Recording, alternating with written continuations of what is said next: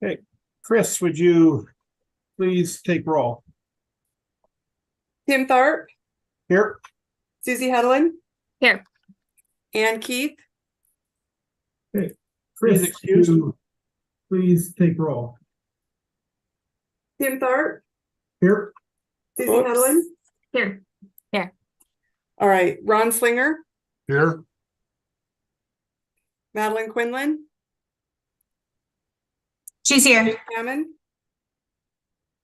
Renee Rasmussen, Gavin Mao, Superintendent Arnson, Commissioner Christian, Governor Gianforte. Jane Hammond.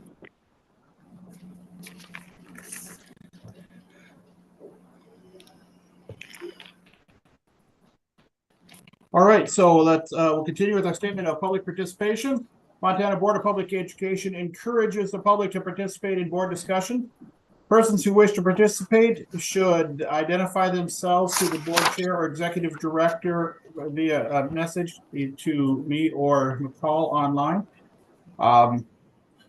For consideration of the matter in which the person are concerned, anyone wishing to participate be recognized by the chair, keeping with normal board parliamentary procedure. We discourage public comment on personnel matters, ask that you discuss these issues in private with the board chair. We are a professional development unit provider. Attending Board of Public Education may qualify you to receive professional units. All right, do we have any visitors? I don't believe we have any visitors online that need to be identified. Do we, Chris? Or No. Okay. All right, so we'll get through this quickly. Is there a motion to adopt the agenda? I move to adopt the agenda. Motion from Madeline. Is there a second? I'll second that. Second from Susie. Any discussion? Any public comment?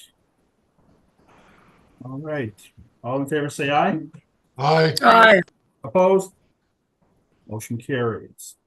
All right, licensure committee. Susie will take over here. We have a little bit of a quirk that came up with 20-4-111 MCA regarding our action at our last meeting. Susie? Yes. It has come to the board's attention that the licensing fee schedule that was recently adopted did not set fees for the educators seeking emergency authorization pursuant to Montana Code annotated section 20-4-111. Therefore, the board is reconsidering the educator license fee schedule approved by the board at its November 17th meeting to emergency authorization fees. And I have a motion prepared. Go ahead. I move the approval of the emergency authorization fees be set at $6 pursuant to Montana Code annotated section 20-4-111. Is there a second? I'll second. Second by Renee. Okay, board member discussion. Basically, this is something that was overlooked. Representative Beatty has already identified this. It will be cleaned up in the next legislative session. They would have taken care of it with Bill 403 last session if they had realized it, but missed it, and it'll get cleaned up. But we need to roll the emergency off back to the dollars that are stated in there. Any board member discussion? This is Madeline. I just want to clarify. So we are talking about a $6 fee per year for emergency authorization and a $6 fee for initial application.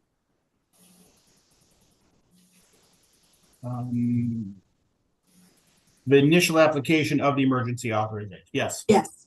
Yeah, not all initial authorization, but just the initial authorization of the emergency, or the initial application of the emergency authorization. And interestingly enough, this particular bill specifically says that this money gets deposited to the general fund, which is one of the reasons that 403 will need some additional cleanup next session. Any other board member questions or comments? Do we have any public comment? I see none. Okay, thank you. Motion on the table is to roll back the emergency authorization fees in compliance with 20-4-111 and undoing partial of our decision made at the last meeting. All those in favor say aye. Aye. Aye. Opposed? Motion carries. All right, thank you. All right, we got a couple of quick things here from MSDB, Member Rasmussen. Yes, good afternoon. The first is to approve policy 2050. This is the second reading of policy 2050 and it needs to be done. Paul, do you want to comment on why this needs to be done today? Yeah, thanks, Board Member Rasmussen and Chair Tharp. This is just a policy that outlines what our definition of proficiency would be. This is actually a policy that we had in the COVID policies, and when we terminated the COVID policies, we didn't take this and put it into policy like School Boards Association suggested. So now we are doing that. Thank you. I'm ready to make a motion. Please do. I move to approve MSDB policy 2050 on second reading. Motion to approve policy 2050. Is there a second?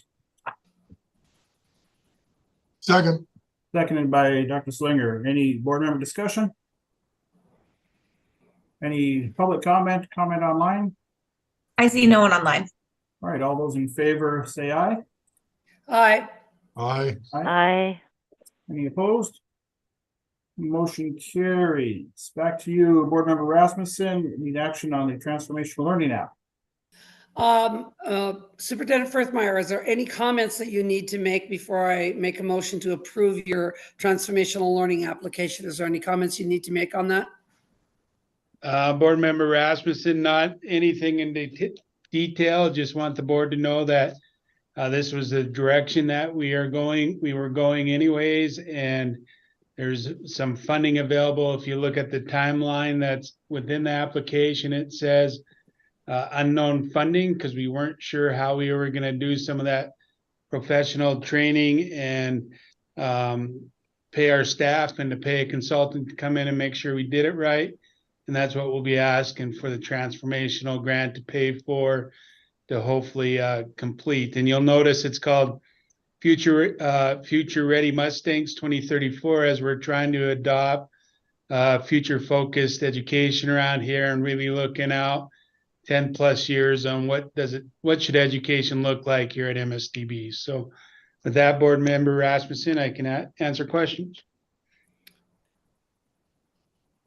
I'm ready to make a motion, Mr. Chair. Go ahead. I move to approve the transformational learning application by MSDB. There a second? I'll second. Second. Seconded by Susie. Any board member discussion? I have a couple questions, if that's okay. Yeah. Paul, I was wondering if you could tell me a little bit about the consultation you're doing to develop a partnership with the local, I think it's local businesses that you're working with or other organizations. For creation, it's in your summary and timeline here. For development of the profile of a learner, it says stakeholder pay. Can you explain that to me a little bit?